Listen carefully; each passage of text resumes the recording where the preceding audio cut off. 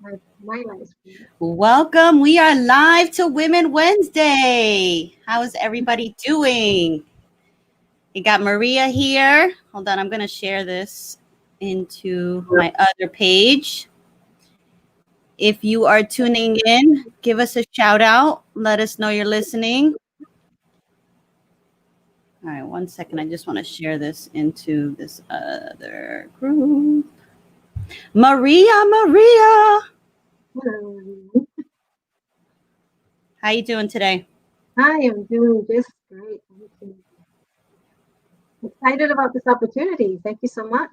Yeah, Women Wednesday. That's kind of the goal of Latinas is, we are supportive, collaborative, and empowering. And, together we do it for each other and as well as the viewers and the listeners that are going to gain from what you do and what you have to say. I think all of that is important. Oh, I saw some flickering. Hopefully I'm not doing that. Last time I froze when I tried to reshare it. Welcome, everybody. It's Women Wednesday for United Latinas. Today, I have Maria Velez. She is a life coach and a premarital counselor. And we are going to be talking about relationships, things you've seen during COVID, maybe some advice, some tips on how we could build stronger bonds, better relationships, and avoid kind of some of the ugly stuff, I guess. Right? Welcome, Maria. Thank you, Sandra. I'm so happy to be here with you all today. Yeah, me too. So tell us a little bit more about you, and then we want to get some good tips and stuff from you. Well, I am a certified professional life coach specializing in premarital and marriage coaching. And I hear a lot of questions. What is premarital coaching? Well, that's for those couples who are dating.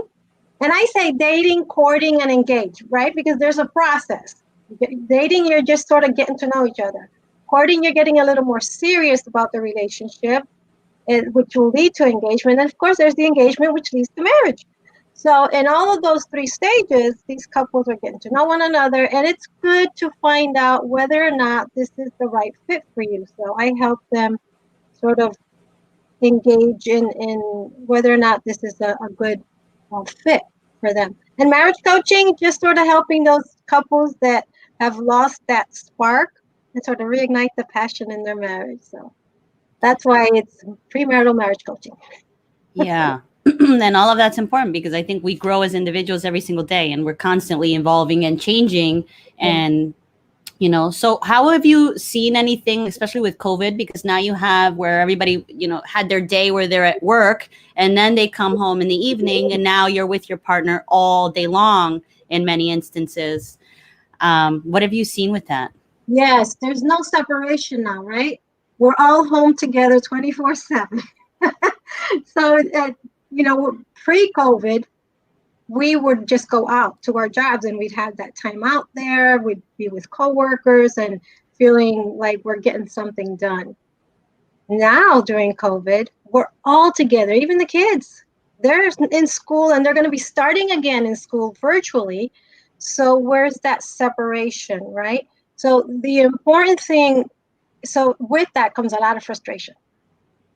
Maybe boundaries haven't been set. Maybe there hasn't been clear, open, honest communication about what the expectations are.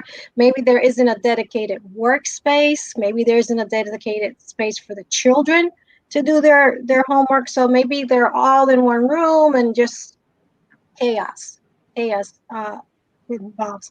And there isn't also a separation because when you used to go to work and that was work, you come home and clearly now it's home. Now we're getting dinner done or we're getting the dishes washed or laundry done. We're taking the kids to their activities. There's none of that right now. Yeah. Right? So the kids are losing out as well. How do you help them? So the tips that I've brought today is basically the very first tip, which is the most important, is communication. And communication is simply just an exchange of information between two people or a group of people, right? In this instance, it's the husband, the wife, your partner, whatever that is, and your children if you have children. What are the expectations? Okay, so clearly define. What seems to work is, at least for me and my husband, is we let each other know what's going on in the day or maybe even for the week. I have certain projects this week. This is the time allotted. So I'm going to need that time to get that done. And then we can do other things. So I think for a lot of couples, a lot of families, that communication is essential. It's not even, if I should. No, it's essential if you're going to keep some sort of balance in the home in terms of not only just responsibilities, but balance in terms of relational issues, right? When you're Yeah. frustrated or irritated, you don't think about what you're going to say and you just say it, and sometimes hurt feelings happen. Yeah, exactly. You have to kind of like just stop for a second. How do you feel like are the best ways to start that communication process if you don't already have it? To say, hey, meet me in the middle. Let's have this conversation kind of thing. I think the first thing you should need to do is establish a time, maybe on a Sunday. Okay, let's sit down, everybody, the kids and the parents. Let's sit down and let's talk about what our week is going to look like. And maybe just sort of hash that out with them, flesh it out. All right, Monday, Tuesday, Wednesday, Thursday, Friday, whatever. This is it. This is what we're each going to be doing. So you know, okay, the kids from I don't know 10 to 2. I don't have kids, so for those of you who can't have kids, you probably could say, but from 10 to 2, they're doing homework. All right, so from 10 to 2, I can get work done because they're doing that. Okay, so when the interruption comes in terms of their needing help, what do you do then? So you need to address that as well. Just be clear. Okay, mommy and daddy may be available for you during that time, or maybe daddy, or maybe just mommy. Just clear roles. Who's going to do what when with the kids. The other thing is the boundary setting. Okay, when mommy or daddy are doing their job, we really need you to just, or maybe it's mommy does some work first, daddy can do work afterwards, and mom takes care of the kids or whatever, right? So what is acceptable in terms of your behavior during that time? For us adults too. If we get irritated and frustrated, we can't lash out. We can't teach our kids to do something and we're going to do the opposite, right? So setting those boundaries, healthy boundaries in terms of those expectations as well. A dedicated workspace, like I was saying earlier. I mean, it could be that mom is in the bedroom. That's her workspace. And maybe dad is in the den and the kids are in the living room or the kitchen table. That's something that you'll have to discuss as a family. Who's going to be doing what where? And respect that. Respect those workspace settings as well for one another. Flexibility. I do know some of my friends who work from home now do have the flexibility of working later in the day, so that in the morning they could be with their kids helping with homework, or they get up earlier in the day to get work done, or they do it when the kids go to bed. So flexibility as well. Maybe work with that. That might alleviate some of the stressors that come into relationships. Does that help? Absolutely. Absolutely. I mean, you brought up a lot of points that I think we're all dealing with now. It is having separate workstations where everybody can do what they need to do. The idea of working late, I mean, as entrepreneurs for me, I love that. My son is 24, so I don't have little ones, but the flexibility to be able to work at night, I think is important for me. But I think also you have to have that time where you say this time is our time too, because I think as entrepreneurs, we can get focused on, well, hold on, this is my priority at this second, I have to get this out. And then you maybe don't spend as much quality time within the relationship that you should, And that was my next point in terms of self-care. You've got to also make sure that you're taking care of yourself. What would that look like for you? It depends. For me, self-care is making sure that I'm up early in the morning and I get my walking done, I get my morning devotions and my exercise. That's the me time. When I have that me time, I'm able to give of the rest of me in the day. So it's important for everyone in the family to be able to get that self-care. What it is for some women, maybe it's a mani-pedi. at home or you can go out and get it done. But maybe it's just a facial. You give yourself a facial. Maybe it's just a bubble bath. Yeah. You know, turn the lights off, have a glass of wine, turn on the candles, whatever that is for you. It's self-care. And you have to make time for fun. Fun with your partner, fun with those kids through the day. Make time, even if it's just a half an hour a day.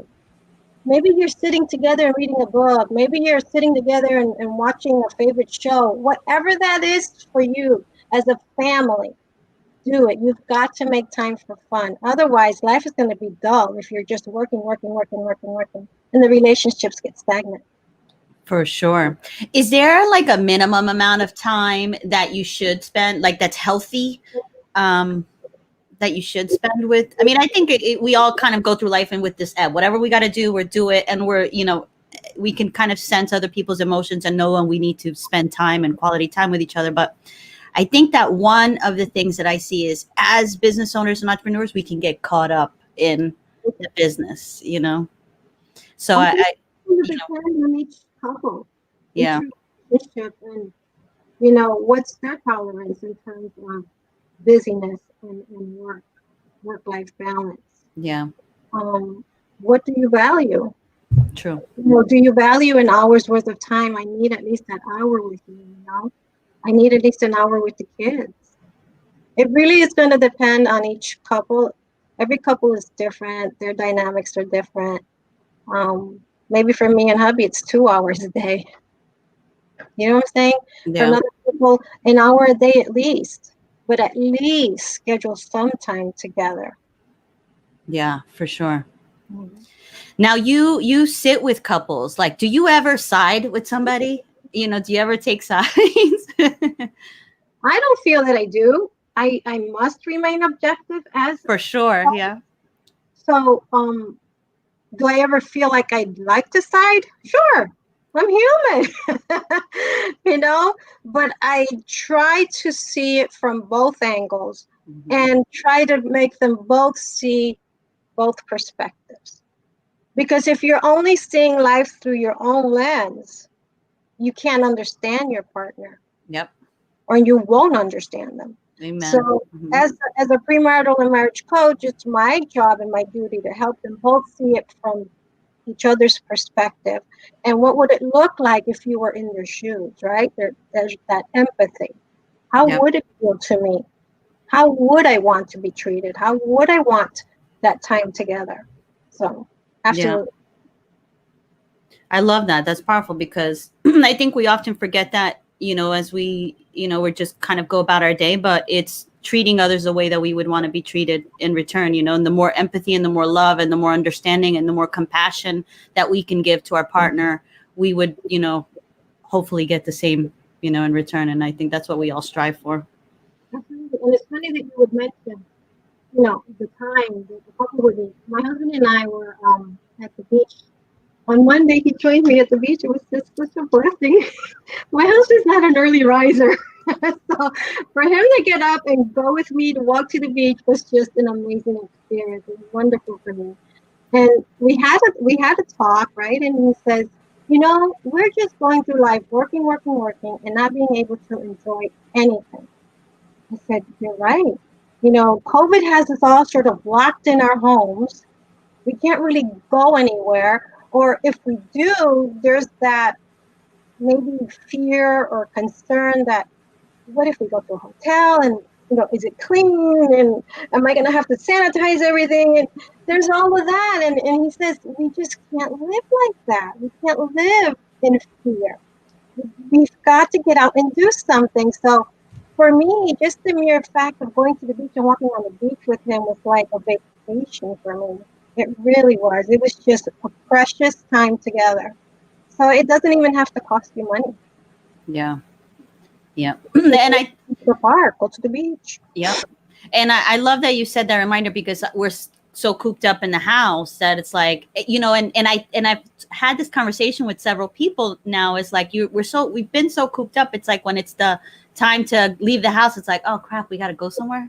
You know, it's becoming like that where it wasn't never like that. It's like, oh, you And I know. have to take sanitizer, and I have to take my gloves, and I have to take the mask. And Yeah, but we need that fresh air, and the beach is a perfect like kind of stroll through the beach and get some fresh saltwater air.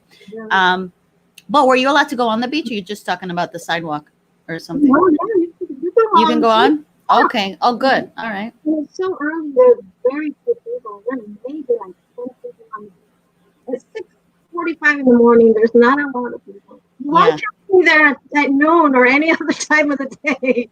I am not a beach person. My family is totally surprised that I'm even going to the beach. But going there early in the morning is just for me so therapeutic. Yes. It really is. I get that fresh air. I get to wet my feet in the water, and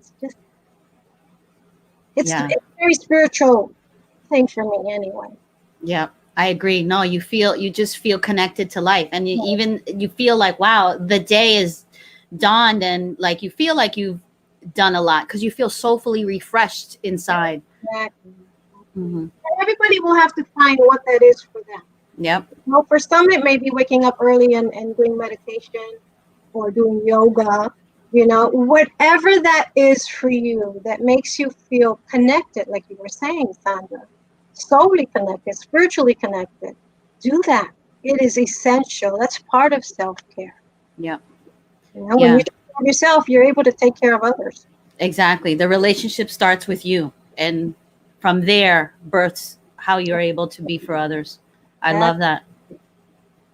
That is some powerful stuff. I love it. Yeah. I'm so happy you were on. So share with others how they can reach you, get some more info with you, follow you. Okay. I do have a Facebook business page. You can find me at velezlifecoaching.com, which is my website. Maria D. Velez on Facebook. MDV Life Coaching on Facebook, my business page. Also, you could email me, mariad.velez@yahoo.com, or you can call me or text me at 561-324-7251. I am happy to serve you. Yay. Thank you so much. And you're a United Latinas. Latinas, and I was talking to Mom yesterday. I sent you what she wrote. She says, and I'm going to say it in Spanish. Sí. De Latinas Unidas, nada más serán vencidas. I love it. I love it. She's awesome. Yeah. So we'll put below this video the links that you just shared for your Facebook page and the group and the website, so anybody can follow it. And yeah, if you can do it now, that'd be great.